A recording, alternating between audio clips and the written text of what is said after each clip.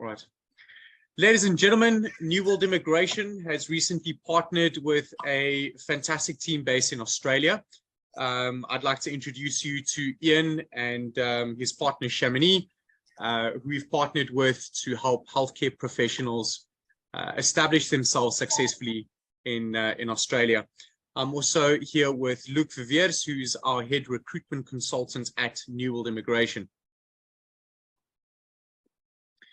Ladies and gentlemen, we've put this webinar / video together to give each and every one of you a better idea and a larger concept to understand the beginning process, as well as the journey, as well as finding yourself in Australia, the placement opportunities available for healthcare professionals, where exactly healthcare professionals are in high demand.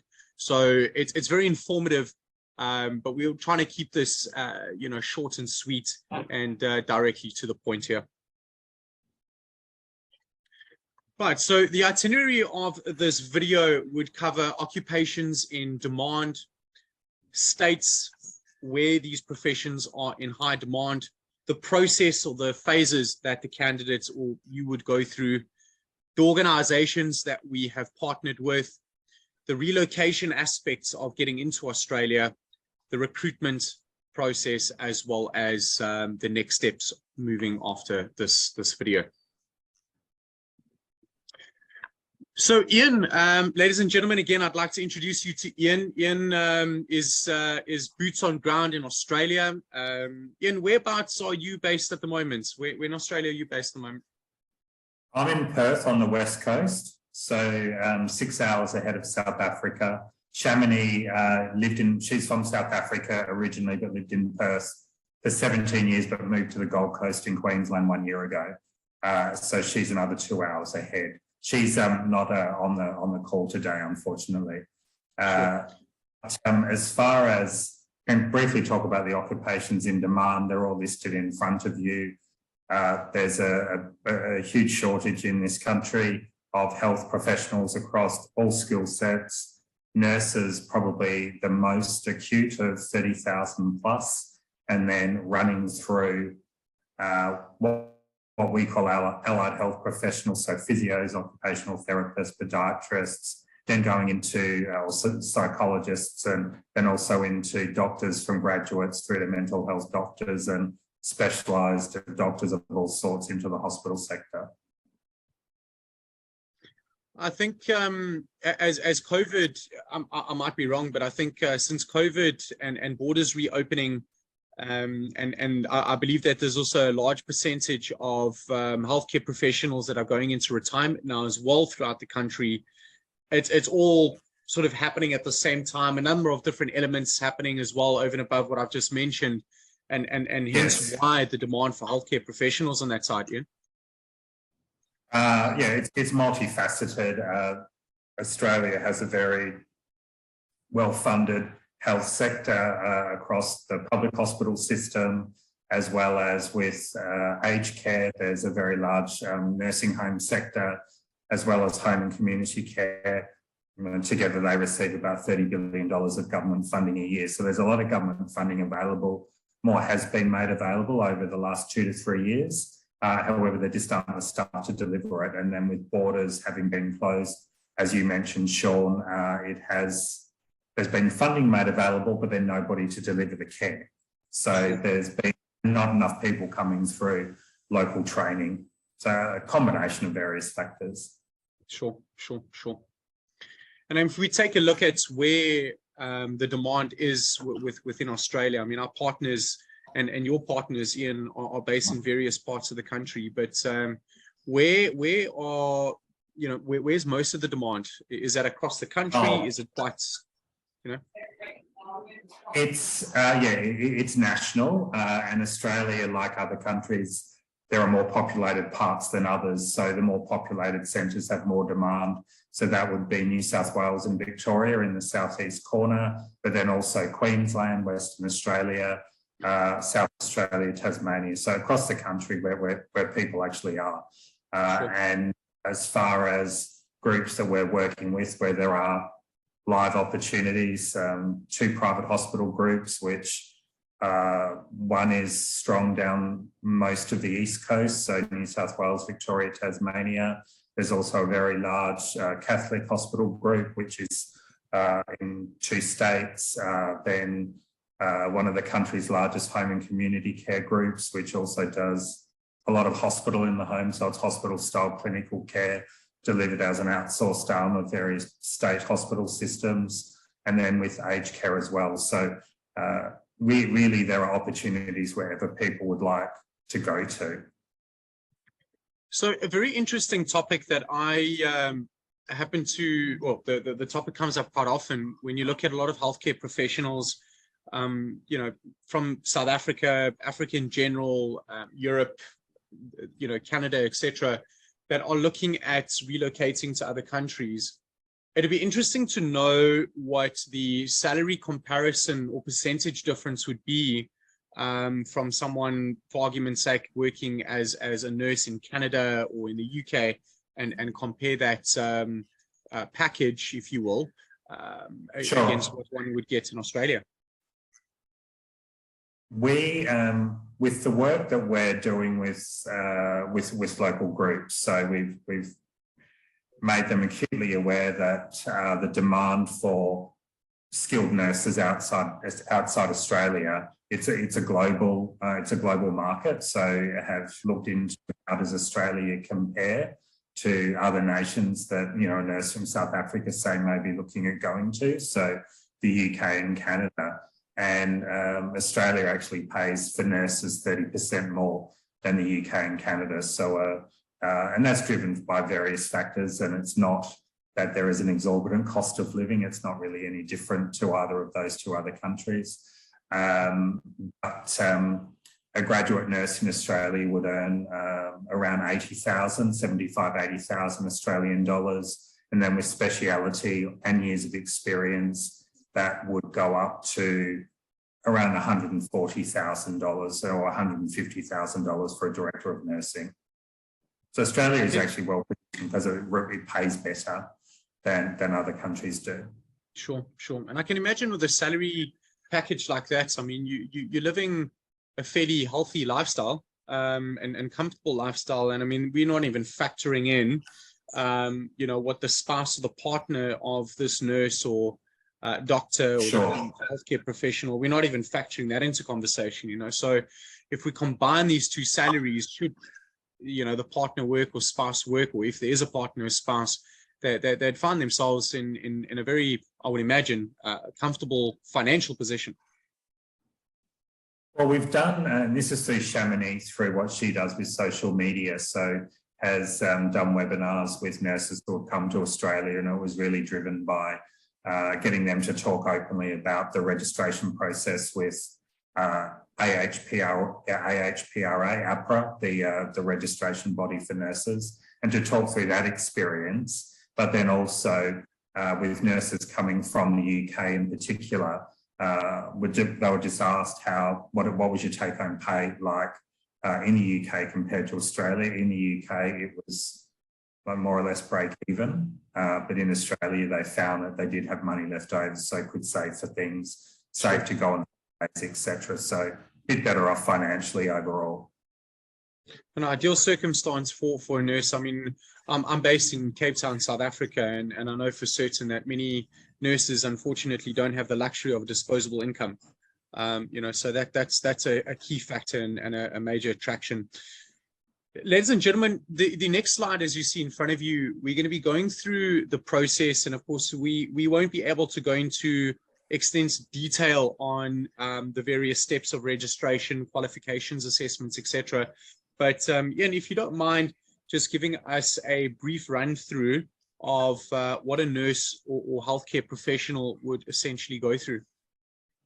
Sure. So there are different organisations who handle the registration, but APRA, AHPRA covers most. So that's nurses. A lot of doctors get registered through APRA, and so same with allied health professionals. But there are also some sector-specific registration bodies, like physiotherapists have one as well. So we'll talk generally about APRA, and a an initial requirement is to do an English language test, and anyone who is moving to the UK or Canada or the US or Australia, they would need to do an English language test. People who are from the UK, Canada, the US or New Zealand don't need to actually do that to come to Australia. Even though South Africa is noted as being an English-speaking country, people still need to do the test. So that's a starting position. And then as far as with starting the registration process with APRA, a lot of that can be started in the country where you live. You don't need to be in Australia. And the initial part of that is to compile education-related degree evidence as well as evidence from employment. So that's called a portfolio that then needs to be compiled and then uploaded into the APRA website, and then assessed by APRA. And at the moment, we understand it is taking about 3 weeks until the applicant will receive a response. And the response is an assessment of, will the applicant go into stream A, B or C? And stream A is the simplest pathway to become registered as a nurse in Australia. And then there are other requirements for B and C. But that's the initial process, and employers are very open to, in an ideal world for them, they would want new candidates to be fully registered before they came to work in Australia, but that's not realistic.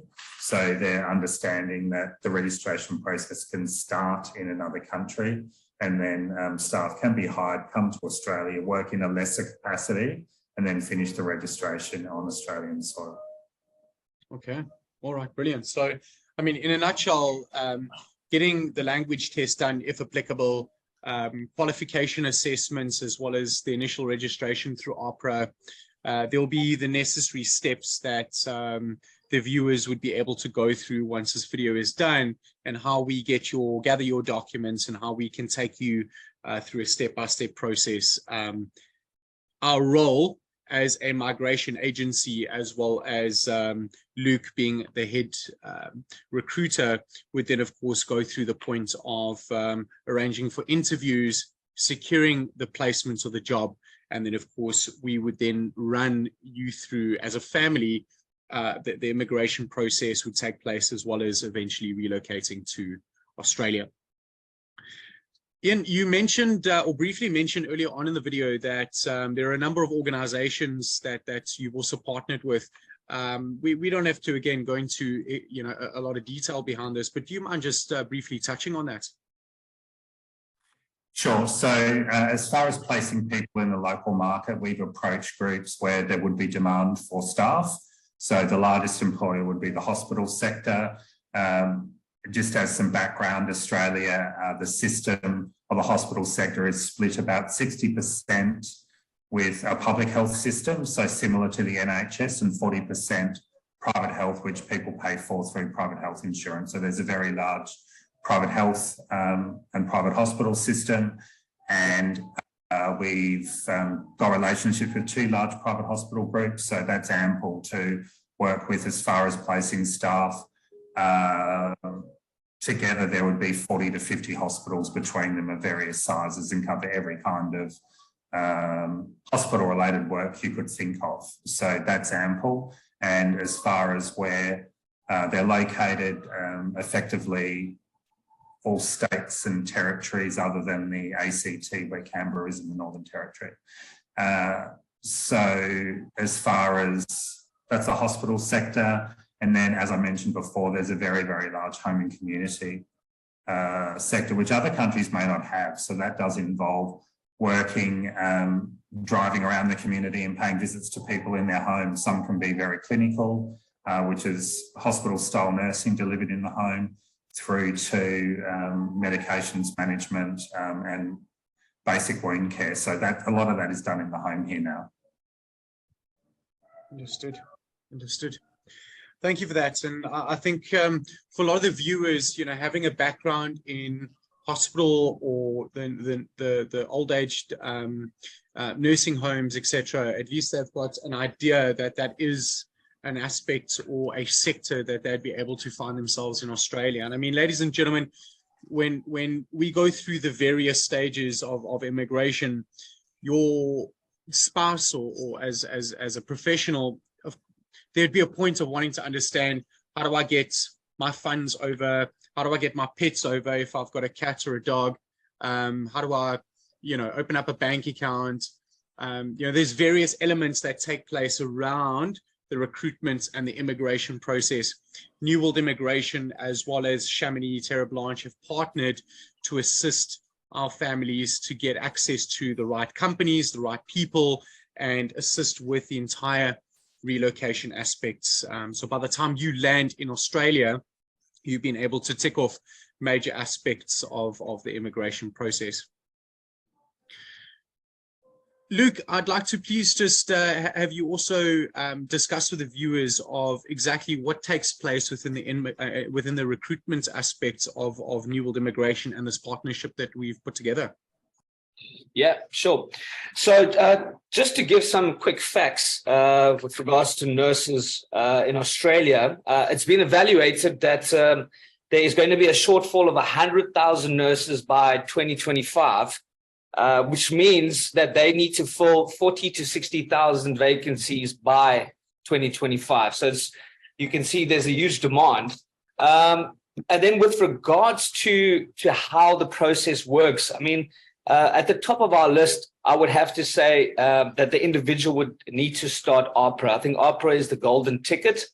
If you can start that by yourself, that would obviously be the best way forward, but obviously to get into contact with us, to send us your CVs so we can review it, and then we can maybe direct you towards AHPRA and give you a little bit more information. But as it sits now, we're looking mainly because of the time that it takes to get AHPRA, we're looking for BSc nurses, diploma nurses as well. But BSc seems to go through the quickest stream through AHPRA. So those would that would probably be at the top of the list. But the process is basically watching this, getting in touch with NWI, sending us your CV, us putting you forward to our clients, which are obviously Ian and Chamonix, and they then put those CVs forward to clients in Australia. They get back to us with the ones that they like.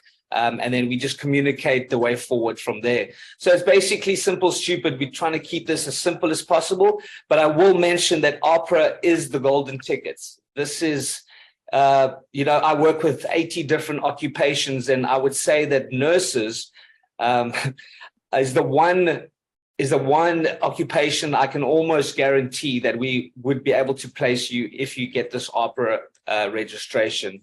I don't say that for any of the other occupations, but nurses is on the top of the list in Australia. So, yeah, that's pretty much from me.